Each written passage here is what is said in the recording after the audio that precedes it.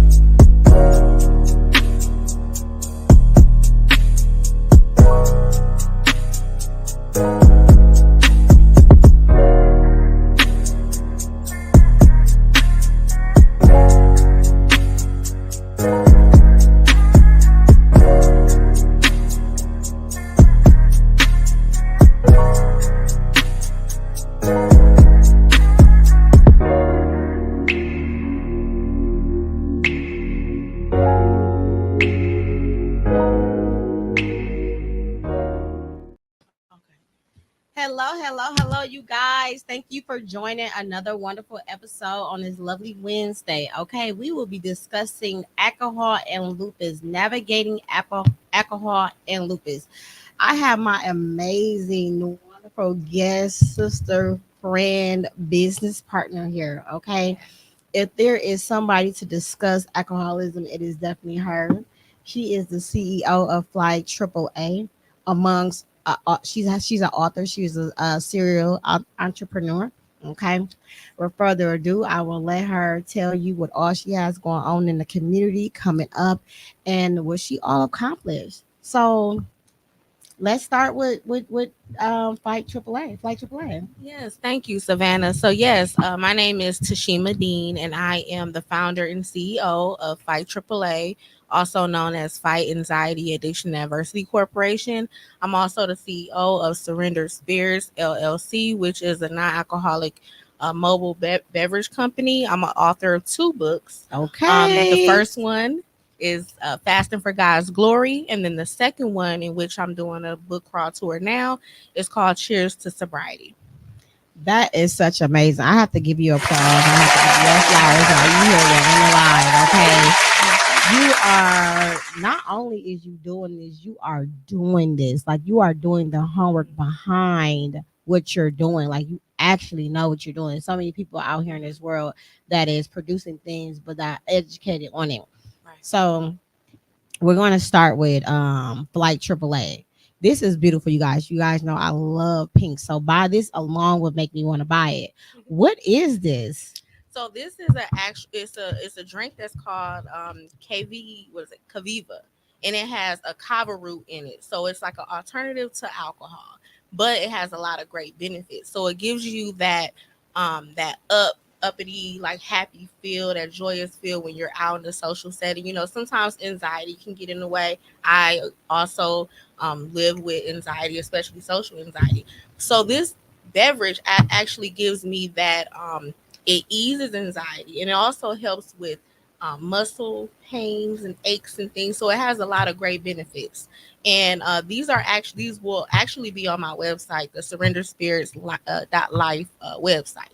And we will definitely drop that in the chat for you guys so you guys can know where to go to purchase it. Yes. So let's back just a little bit. Mm-hmm. If I heard you correctly, you said agave. What did you say that was compared to alcohol? No, it's kava. Kava. It's a kava root. My apologies. What is a kava root for those that do not know? So a kava root is like it's like a ground substance. It's a root that it's from a different country. For one, it's a natural substance that is used to help with ease anxiety, ease stress.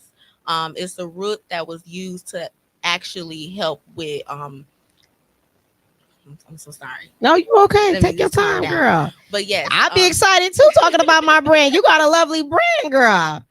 So the one thing, so it's more of so it's not up there with CBD. It's not up there with THC or anything. It's more of a natural substance that is rooted from the ground, of course, and they ground it up to create this milky, sort of earthy looking fluid, and it doesn't really taste as good. But they have different brands where they create tasty beverages where you can kind of consume them during social gatherings, and it kind of helps people get out of that like anxiety state or that social anxiety where you're feeling more alive. So you're not feeling like you're drunk, but it's more of that woof of like, okay, I can do this. I'm free. I'm enjoying myself. Not the, you're feeling like you're so consumed, like you're tired. Because sometimes alcohol can kind of give you that feeling where you're like you need another drink just so you can kind of catch up with everybody else, but not this. This is natural, and it kind of stays within you, like that feeling for hours. Okay, so this is why I thought you would be a great asset to the show, Lupus Has No Face podcast, because this has a connection with worries or lupus. You did touch on that this helped you with muscle pains and bones, and that's something that we have on a daily basis, if not, more other than more normal than others. So how can this help somebody with an autoimmune called lupus? I'm glad you asked that question, because I was really, when I was actually researching further in lupus with what lupus was. I'm sorry. Um, it actually aligns with a lot of other things. And for me, being a person who was in recovery, even before the recovery, I started to do things in moderation. So this actually can help with that, because when it comes to someone that has autoimmune disease, it doesn't necessarily say like, okay, you can't drink alcohol. You just have to be mindful. You have to be mindful of what you're consuming and how much you're consuming. And then there are some days where when you may not be able to consume alcohol. So on those days, or when you want to just um, drink less, you can drink a kava drink where you're still included in the party, in the whatever event it is, and you're not feeling as if, okay, you know what, I gotta go have a drink, and then all of a sudden you're jeopardizing your health, and then possibility you may have a flare up. Yes.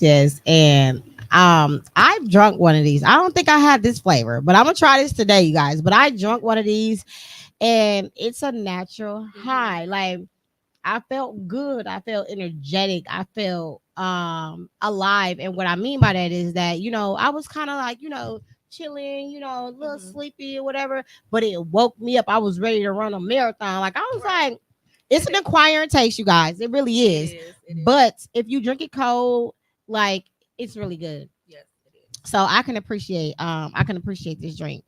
And so we touched a little bit bases on that. So I want to get into how you got to this stage Ooh, of these non-alcoholic tasteful beverages.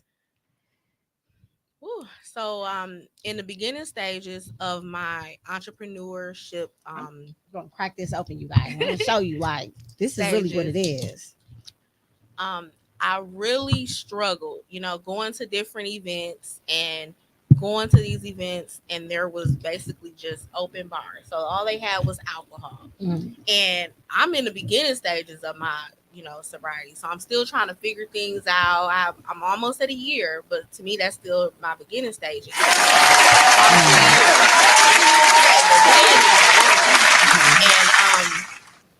I almost felt as if now I haven't had any cravings. I've never had any cravings for alcohol at all. So that lets you know that prayer works. I asked God to remove the taste of alcohol and make it as if I've never had a relationship with it. I don't know how it tastes, and He did that. Now the issue is that I felt as if I needed to just have something in my hand, have a drink, so I can feel included. And with the event, the conversation, and sometimes water can be boring, and also it can bring up those questions. Why aren't you drinking? And sometimes you don't really feel moved to share your story all the time. Yeah. So that's where the non-alcoholic beverage initiative was birthed. It was through that warfare that I dealt with close to my 1 year of my sobriety. And I really just prayed, fasted, and God gave me the non-alcoholic beverage initiative, where I go around and I talk to establishments that do not have a non-alcoholic beverage menu, and I talk about the importance of having one to have that inclusiveness for everyone, so everyone can feel included. And then also you leaving money on the table. Like, I'm always about the coins. So Okay. hey, when I go out of town, I paid $15 for a non-alcoholic beverage, and why not create something where you can also make money, and then you're also bringing awareness, and you're providing that inclusiveness for everybody, because you never know what people are dealing with. There's a lot of people that's dealing with life, and sometimes, most of the time, they'll go to the bar, they'll go to an event. If there's alcohol there, most of the time alcohol is an invitation. They will drink to get Absolutely. over those issues and whatever else that they're dealing with. But if you can offer an alternative, yeah, that's giving them a choice. So I that's love that. I really, really love that. It is not you are the first person here that I heard about this organization. So again, a round of applause to Thank you. you. African American, you are doing your thing, helping your people and giving back to the community. So, I do want to touch base when you say leave out. Like, I didn't start drinking until I was like literally almost in my 30s, if not 30. But I did it because I was dealing with somebody that drunk all the time. Like, not having no drink, you don't have no drink. And I'm just like, no, no, no, like, no.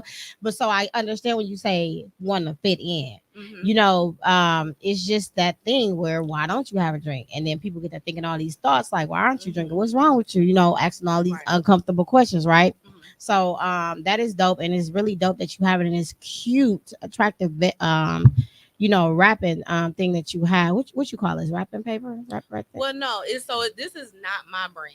This is another brand. So I actually will be selling these on my website. Okay. So, and then I also have something coming up. I don't really want to talk about it right now. But Lupus Has No Face is known for getting the exclusive. So you heard it first. What do you have in the I making? have something coming up. I've been working on it for a long What time. does it have to do with, girl? It actually has something to do with beverage. So it has Okay. something to do with beverages.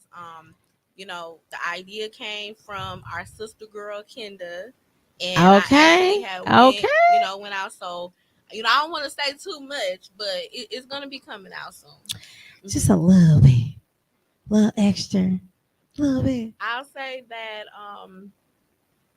Because it was for you, it was for you. Okay, nobody Right, stop right. this. I'll say that it is something that our culture, our community needs.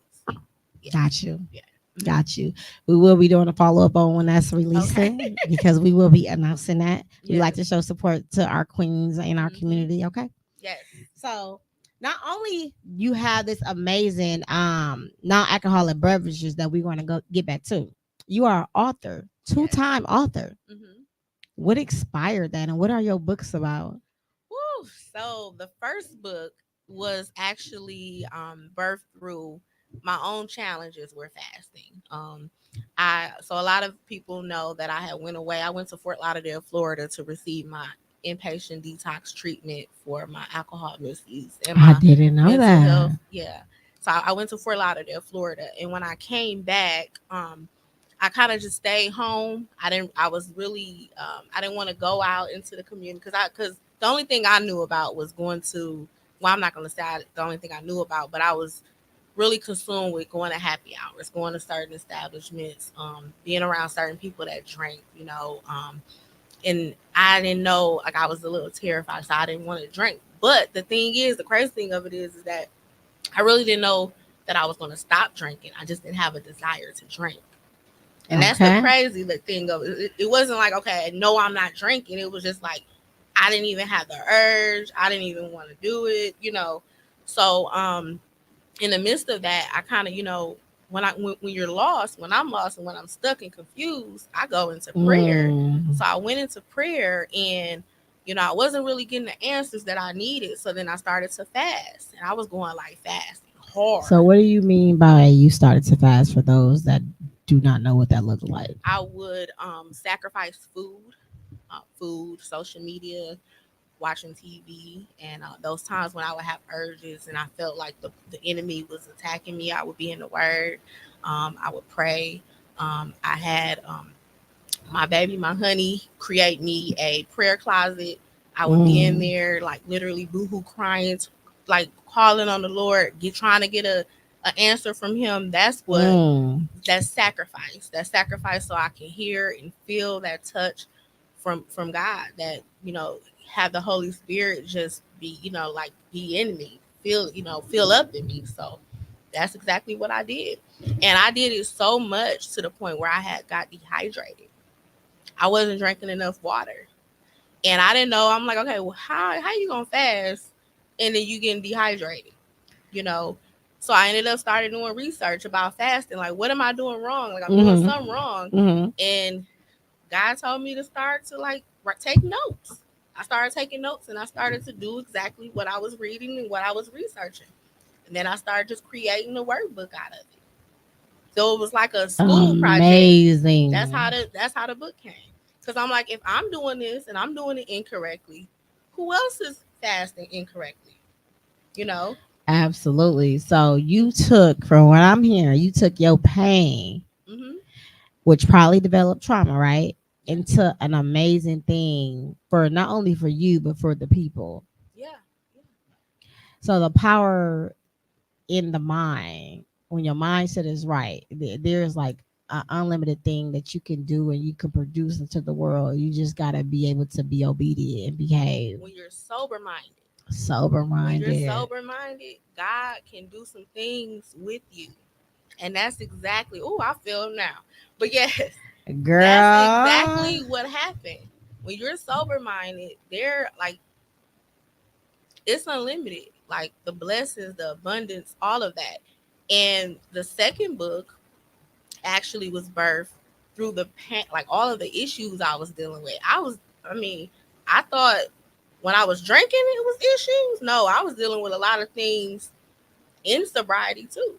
Trying to fit in, trying to find myself, trying to find who Tashemia is. Like, hey, I couldn't stand when people would call me, "Oh, Tashemia, you're so nice."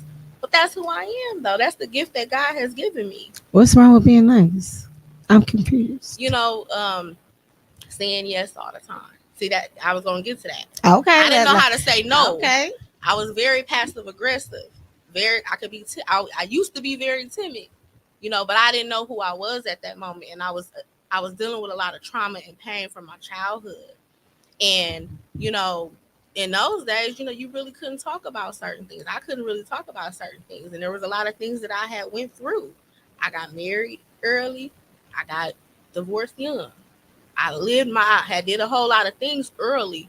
So I started my social life at a later age, just like you. I started having building friendships later on in life, having fun, enjoying myself. And I'm out there, I'm like, okay, I'm the life of the party. And the life of the party, I'm really hurting and I don't even know why. So it's so you just going with the flow. Yeah. Just living in life. And now it's like, I'm living, but I'm loving who I'm becoming. I'm loving what God is rebranding me in a different way. I could talk about all of the stories and things that I've endured when I was drinking, even things now. But God is rebranding me every day. I'm learning something new about myself. Like, I have the most friends that I have ever had. When I talk about friendships, I'm talking about where we're actually genuinely, we love each other. We're actually hey, I support you, you support me. I'ma cry, you gonna cry. It's not we're at the bar and we're putting all our pain at the bar and the bartender is pouring us up. No, we're actually loving on each other. I've never had that. Oh my God, you just got me feeling all, I'm just into your story. Oh my God. You just I was just telling my best friend this. The only authentic friendship I had really had, when I talk about being authentic, real, for real, come to me, talk to me about anything I could talk. It was just Keisha. That's it. I've had other friendships, but it was because of drinking. Because the alcohol is gone, the friendships left. And that's sad. That's sad that only thing people have in common is to drink. You should be having something beyond that. But God will seeing your people. Yeah. Oh, he when definitely you will. he was seeing your When you're people at the right broken. time. Mm-hmm. And sometimes it's not, when you're broken, you're not really gonna know who the real people are, because you're just like, hey, I need them to fill this void for this time, you know. Mm-hmm. But what about the time when you're like up and you're good and things are going good? A lot of people don't, they don't like that. They like when you the center of attention in all your mess. You at the bar, you talking about this guy, you did this, you messed up this check, you did this. They want to hear all the tea. But when you ain't got no tea to tell, Oh, you got tea. It's just good tea. It's just elevation. it's It's good tea. growing. But when you don't have that dirty tea, that That dirty, messy stuff. yeah, that messy. They don't look. There's no conversation. And that's sad. That was just the wrong people, right? Mm-hmm. Oh my God! Like you're just such a beautiful soul. Like ever since I met you, you have never changed. Your Girl, smile have never changed. Your energy has never changed. Your fashion has never changed. well, You are very my fashionable. smile finna change when these braces come off. Yes, girl. I paid for these 7,500. Listen, I got Invisalign, so I feel your pain. I feel your pain. I'm telling you. I'm telling you. So let's get back to the non-alcoholic beverages. Yeah. So, Surrender Spirits was actually birthed because of, like I said, the warfare. And then there's a lot of establishments that do not have non-alcoholic beverages, and then they'll understand that you can have a non-alcoholic wine. Like, I like going to wine tastings. Oh, yes. My best friend took me to a non-alcoholic wine tasting. It was so nice, and this is actually wine. It's just they just removed the alcohol. I would have never known that. Yeah, and the lady actually taught us about the process and everything. So I said, it would be real dope to create something where people can come to me and order, and then I can kind of get it shipped in to them, and then also a platform where I can sell my own stuff, when it comes out, and that's where Surrender Spirits came from. So yeah, it's a lot of thought that goes into that. You gotta have a lot of love for that, and that's a pretty bottle. Where can they get this from? Is it the same website that we dropped in the platform? Yes. So it's the same website, surrenderspirits.life. You can actually put your email, because right now I don't have all of the products on there, but they will be on there pretty soon. Okay. But if they want to order, they can actually reach out to me. My best friend actually had got this for me for the Sober Friends meetup. Okay. And I'm actually trying to get a contract with the vendor now. So you working on getting a contract with the vendor. Right, there we go. I'm in trying. Yeah, working on it. Well, I know you're going to do it, you being who you are, but we're going to pause for a minute, go to some of these comments. So I would like for you to read my comments since you are the guest for today. We're going to start with right on over here. Okay, so we got Carmela. Hey. She said, that's right, sis. And then therapist Mikhail D. Hey, Queen. Hey, Queen. Hey, sis. Hey, business partner. I'll be seeing you in less than a week. Right. BFG. Non-alcoholic wine. Yes. Look, there's an alternative to alcohol, so everyone can feel included. Because the norm is drinking, right? But I want to make sobriety also on. Put that as the norm as well. The norm is what you make it. Yeah, but I'm talking about for society to accept that's it. Right. And that's why I always say, you have to, for me, I create my own, the space around me. So you don't have it, what I do, I bring my own. You definitely do, and you are consistent. Where can we find you? Mikhail said, how do we reach out to you? Yeah, so you can actually, you can follow me on Facebook and also TikTok, as well as Instagram. And it's my name, which is Tashemia, last name Dean, Dean. Or you can email me at coachmst@fightsaaa.com. Okay, and we're gonna drop that in the chat for those who's coming on at a later time. Just to pivot a little bit.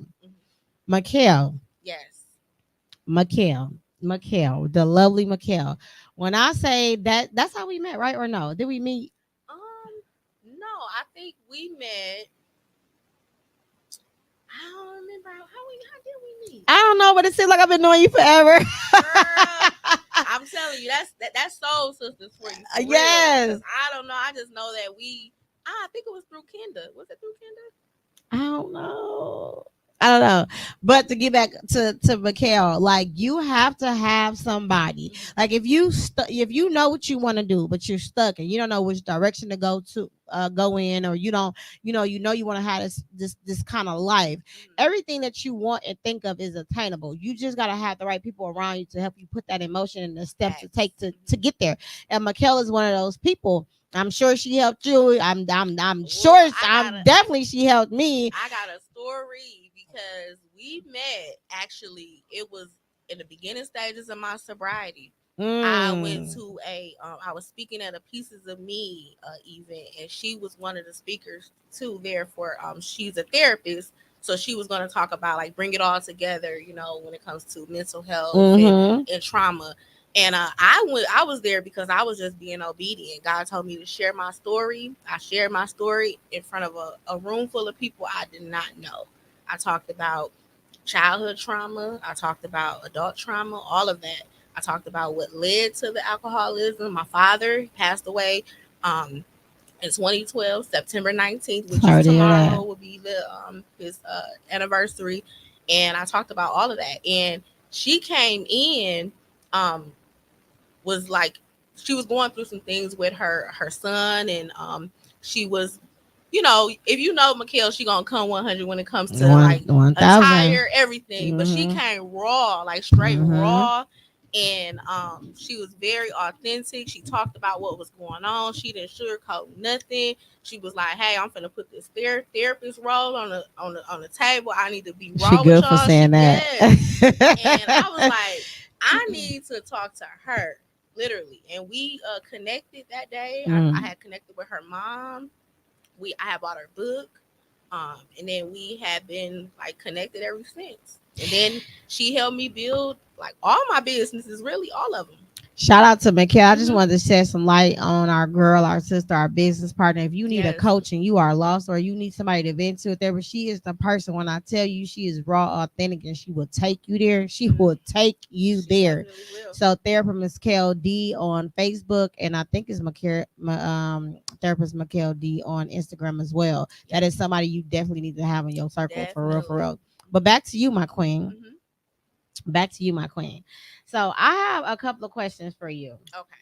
With this sobriety and this non-alcoholic beverages. So what should I be aware of regarding the potential long-term health effects of drinking alcohol regularly as a lupus patient? Not only just me, our lupus warriors out there that's watching, and anybody else that is watching. So when I was doing my research on everything, you should be mindful of the medications that you're taking, because it can interfere with the certain medications that you're taking, like blood thinners. Is a really big one, because it can thin the line of your stomach walls, and the fluid that's in our stomach is supposed to stay in our stomach. But if you're taking blood thinners and then you're consuming alcohol, overly consuming alcohol, it could potentially thin it out to the point where it starts to leak. And then it goes to other areas, of the body, the liver for one. And the liver is like the biggest organ in our body. So I know lupus individuals take a lot of anti-inflammatory medications. So that those medications can potentially cause liver damage if you're not taking them properly. And then when you consume alcohol, and that's for anybody. Like my father, I'm just going to use an example. He didn't have any medical issues. He was an alcoholic though, and he developed cirrhosis of the liver from that. And that can be anybody. When you're putting a toxin in your body, and on top of having something else that's already attacking your system, it can be potentially harmful. So definitely be mindful of the your medications, also the flare-ups, because if you're drinking more than usual, or you're drinking certain drinks, because they always talk about wine, how wine can also because people think that wine is safe. But when you have an autoimmune disease, it can cause that thinning of the stomach wall because of something in it where it creates that. So I would just say the one thing is be mindful of the medications. Also, be mindful of the inflammatory, medications that you're taking. Mm-hmm. Also, rest is a big thing. Yes, it is. Yes, because if you're consuming alcohol, sometimes your sleep can be off, and it's very Yes. important. And it's helpful for lupus patients to make sure that they're getting rest, because you need your immune system to kind of like do what it do. You need the medication to do what it Yes. do. Oh my God. And that alcohol can delay the process of what is going on within your system. That was one thing I was like, oh, okay. I'm like, all right, because it's important to know um, when someone is living with something, right? Like you Mhm. know what I'm dealing with when it comes Yes. to recovery, Yes. and then I know what you're dealing with, and I know a lot more about it, right? Mm-hmm. It's really not too different, right? I like how you. I It's like not. how you bringing it together. It's not different at all, because the thing is, if I still have to be mindful of certain things, even though I Mhm. don't consume. I still have to be mindful of certain things, and relapse, right, could Mhm. potentially happen. Not, I'm gonna say it's not, but I'm just gonna say for the average person, it could Yes. happen, right? Yes. Yes. The same thing is flare ups, and it's the same. Like when I was looking and I was reading it, it's really the same thing. And everything is supposed to be done in moderation anyway. You know what? I love how you did your homework. I love how you are speaking on for if I don't even know what lupus was. If I didn't know what lupus was and what it can do to your body, you have explained it so thoroughly. When I tell you, you coming through with this information, and it's just so important to see our kind so educated and know what we're talking about. You understand what I'm saying? Like you're talking that. You're not just you know what I mean? No, you're I can picture Yeah. that. You understand what I'm saying? Yeah. So I appreciate that. And when I do drink, I've been living with lupus for a very long time, so I do make sure that I get my rest. I do make sure that I get as much rest as I can when I do drink. I do make sure I consume a lot of water, more water than alcohol, because it kind of like cancel each other out. So it is things that the world see that I do, but they don't know what I do behind closed doors Exactly. to It's like, make me still be healthy. right. Sorry about that. No, you okay, babe? That's just like what I'm doing now. Mm-hmm. See, a lot of people see me drinking something that looks like wine, and they could say, "What? Oh, well, she drinking, right?" Mm-hmm. But in reality, we know what it is. God Yeah. knows what it is. I'm not consuming. See, we can't.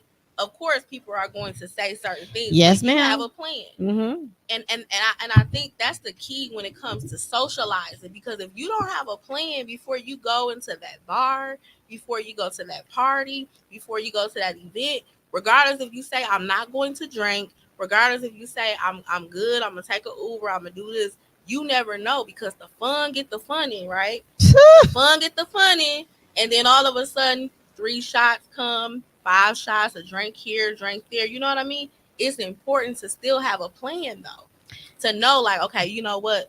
If I do, I know my limit is 2, and I know that it takes an hour for the alcohol to digest itself through my liver. Mm-hmm. So then I'm gonna have a drink at 9 o'clock, and I'm gonna sip it. I'm gonna still enjoy myself, Mm-hmm. and then I'm gonna have another one. I'm gonna tell the bartender, okay, give me one at 10, because I want to stay longer, Mm-hmm. right? And then at 11 o'clock or maybe 10:30, well then I'm gonna just transfer over to a non-alcoholic drink. You know what I mean? So it's like you can still enjoy yourself. It's funny that you say that because I'm at a 2 drink minimum. I'm pushing it if I do 3, and I'm sipping it because I know it's coming. Look, really I know it's coming. look at how you're drinking too. Like a lot of people don't look at, and I remember the days when I was drinking. Man, I would power drink so much to the point, because this is one thing about alcohol. Mm-hmm. We use alcohol as a dopamine to help us like to get that feel. You know, like when you jumping all out of a plane, you want that feel of like excitement, right? To bring out the person that you want to be that you normally is not in your regular normal Mm-hmm. stage, right? And to cover up. So like even like those difficult conversations, if you're going through something, you're going to the alcohol because you think that is going to, you know, change something. It's just going to put a band-aid over it for the That's right. time being, right? That's right. You But then still the got to next deal with the day you got music. to deal with it, right? So every time that you're drinking, your dopamine, like you need more of it. So it's like sugar. Mm-hmm. So it's like, okay, I got to drink today. You keep drinking. Now your body may not be able to just take one drink. Now you need two. Now you need more. Now you need more.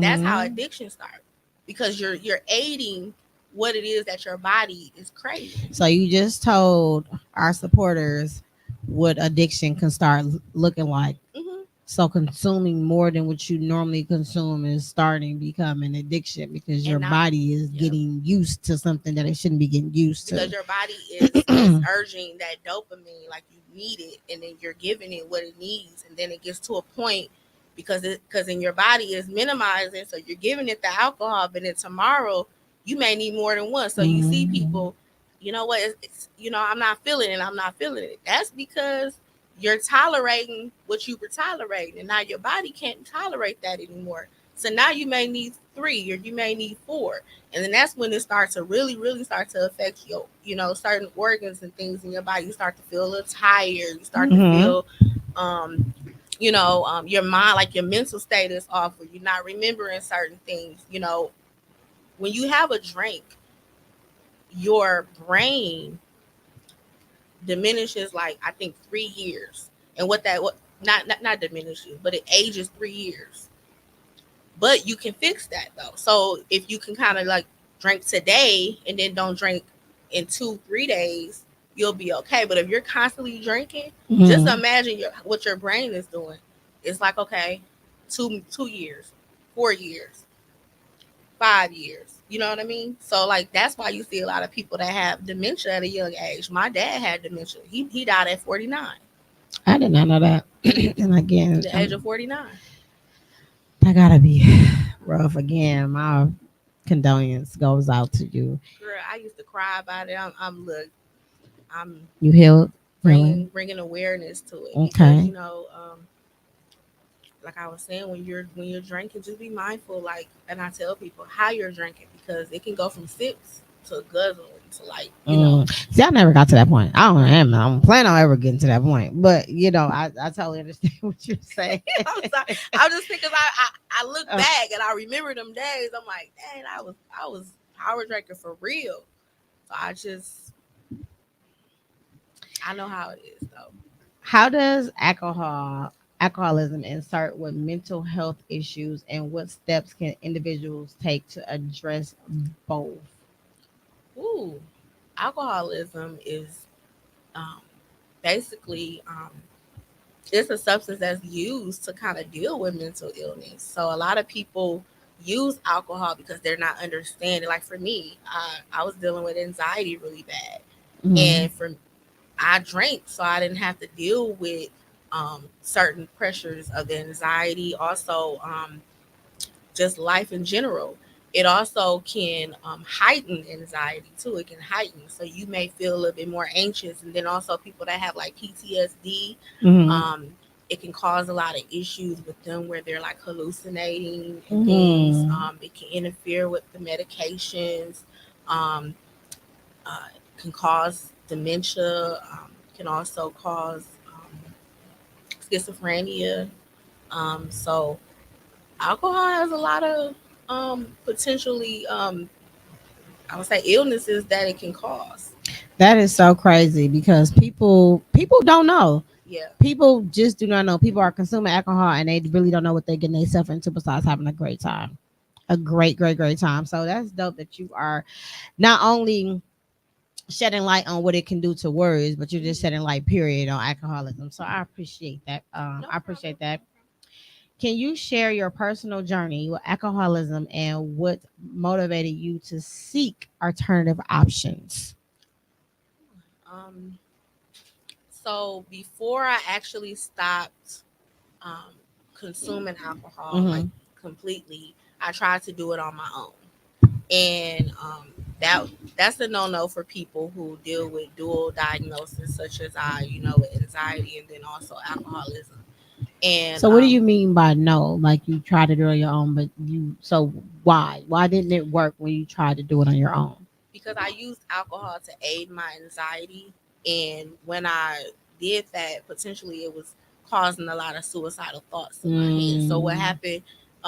The day before I left to go to Fort Lauderdale, Florida, because that's where I went to get my treatment. Um, I was really trying to just do it on my own. I wanted to quit because I had just had my granddaughter. My daughter had my granddaughter, and it was just a lot going on. I was going through so many like financial issues, and my house was like there was like a lot going on, because of alcohol. Because I was dropping the Mm. ball in so many areas in my life, and when I tried to do it on my own, dealing with anxiety, you have those thoughts and that those anxious thoughts, like, okay, I want to go here, but I can't because I know I'm a, over drink, and I almost had the thought that if I had, no, I'm not gonna say I almost, but I did have the thought that if I had a bottle of pills, that I would take the pills and I would be okay with not waking up. I didn't have the pills in the home, but that's how I was feeling. That's how bad it was. Mm. And I ended up going to bed because I was so like my like the thoughts and my brain was just so like it was just so much. I felt like somebody was pressing my head like together, and it was just really really hard to deal with. And the easy route would have been to just go ahead and go have that drink, but something kept telling me no. So I went to sleep, and that next morning I woke up and well, I had prayed and went to sleep, and then the next morning I woke up and I had told my honey at this Marlon, I had So told cute, him honey. that I said I was going to get ready to leave because Mm. I needed to go and like pray and just talk to God. So I ended up going on to the river down by off of the third ward. Mm. And went down there, and I'm just like praying, and I'm talking to God, and I'm looking at my email because I'm like, I need some help. Like, I can't do this. I can't do this on my own. Like, I gotta get away. I gotta do something. And I ended up calling all of these numbers from Milwaukee, like treatment centers, and they're saying that they didn't have any beds. So at this moment, I Wait, was hold on. Wait, let's back a little mhm, bit. You're trying to get help. trying to get help. Milwaukee, Wisconsin Hmm. did not have enough beds. They Did didn't they at have least give you somewhere else to go? They try to talk to you, reach out to you after they told you they couldn't help you? no. It was a lot of runaround. It Wow. was a lot of and I have private insurance, so it's like it's not like The insurance wasn't gonna pay for it. even without the insurance, when somebody needs help and when somebody is ready to seek assistance when it comes to substance abuse, you got to be ready to help them right away.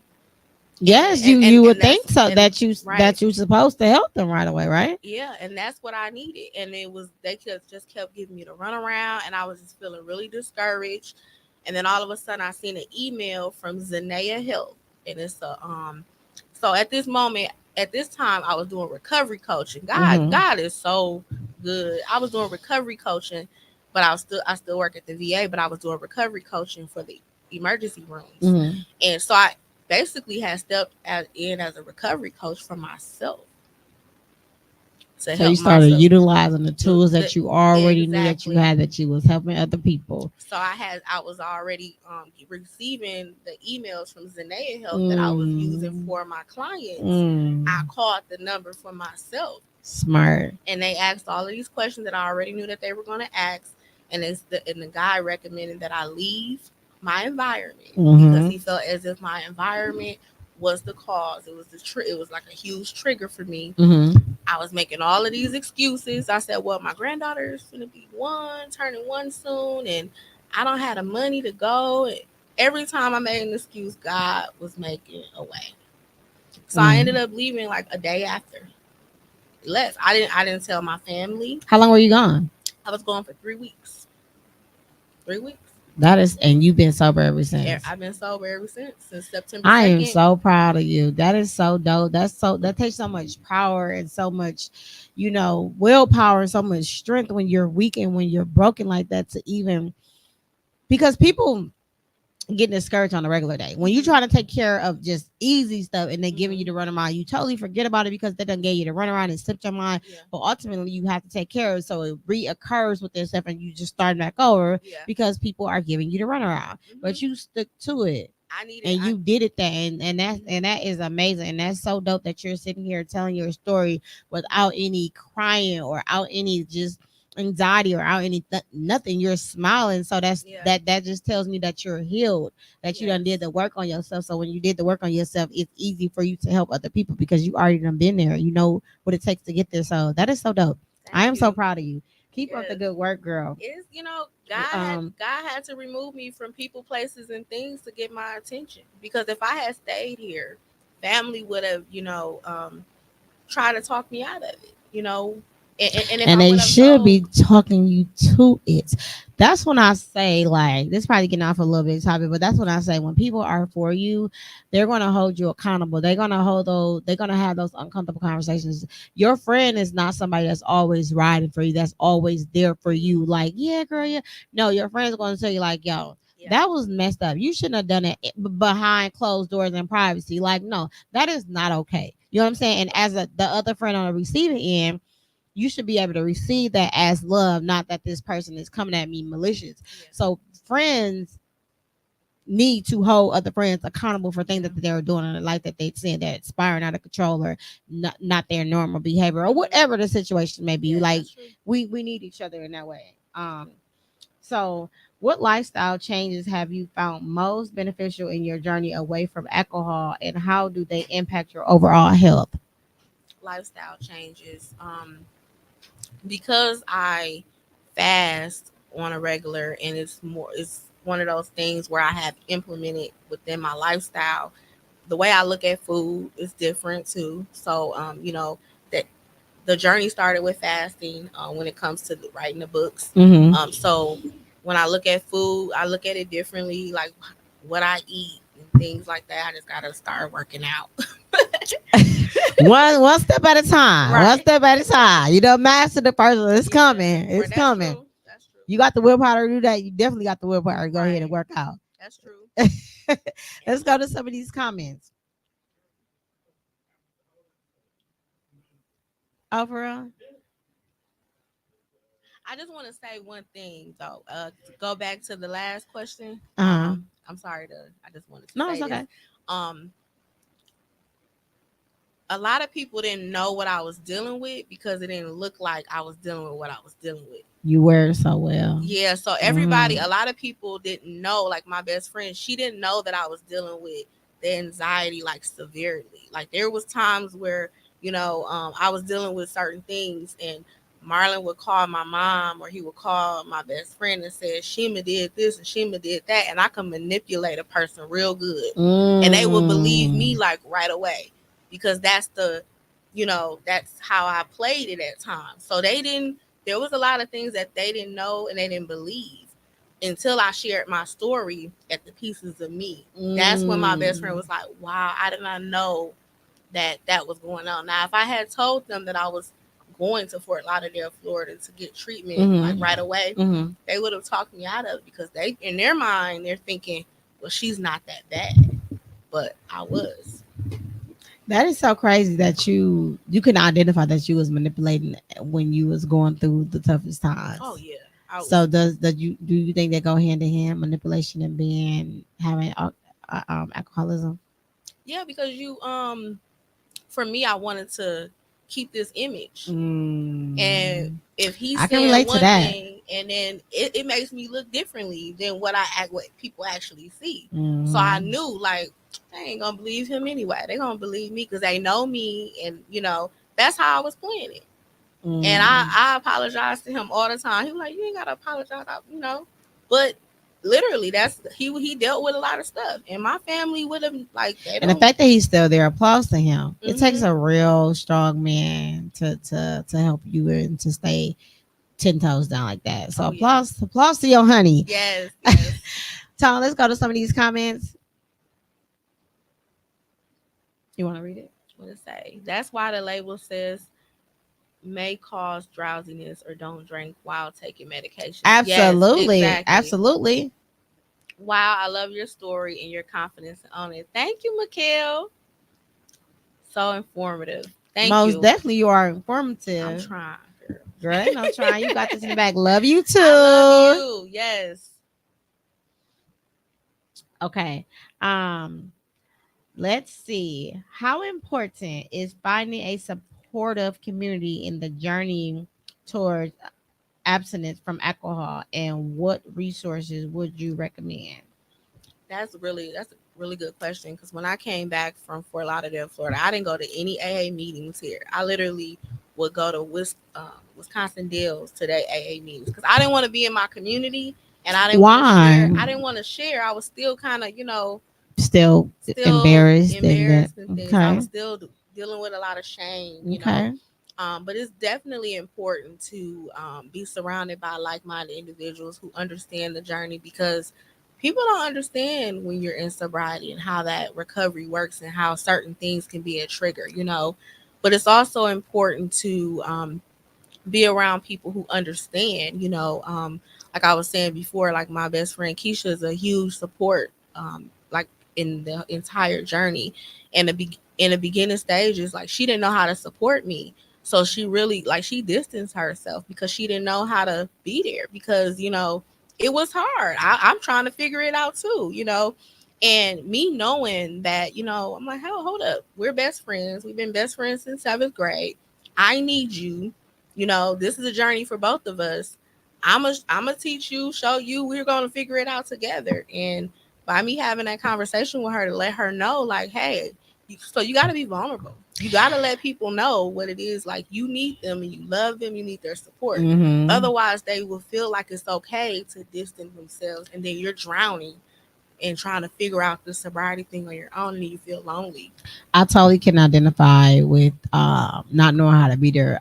It's a couple people that have called me with certain conversations, and I would tell them because I know who I am, right? Mhm.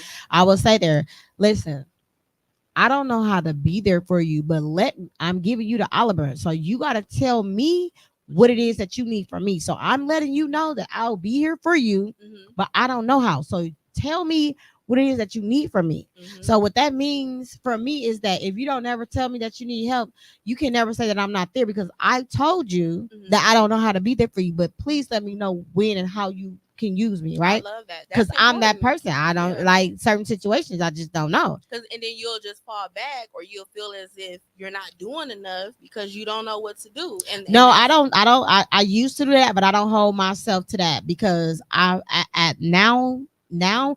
if I communicate that with you, then Yeah. it's not on me no more. I put that back on you because now it's for you to I like utilize me that. how you see fit because I Yeah. informed you that I don't know how to be there for you. I like that. You know what I'm saying? I So get I don't. that. So you can never come to me and say you wasn't there. No, no, no, no, no. Remember this conversation that we had? But they're gonna try it. They will try it, but I own that because Mhm. I'm Mhm. telling you. Yeah. So it's for you to reach out to me. Yeah. Now I will call and check up on you. How you doing? Da, da, da. But it's for you to tell me how you need to use me, Mhm. right? Yeah. So, um, what should I be aware of regarding the? No, we said that. What does current research suggest about the long term effects of alcohol on my lupus progress, or treatment? Well, one of the things, like I was saying, the liver, it can affect the liver. Mm-hmm. The medication can possibly not work because the alcohol puts things in delay when you're using your medication. Mm-hmm. Also, infections. So, like I said, the blood lining, the stomach lining can Mm-hmm. get thinned out, and those juices can flow, and then you can get possible infections. So, because it goes into the bloodstream. There's also flare ups, and flare ups. Sometimes you don't know what can potentially be new you could be diagnosed with because it starts to attack all of the different organs. So, can you explain more about a flare up?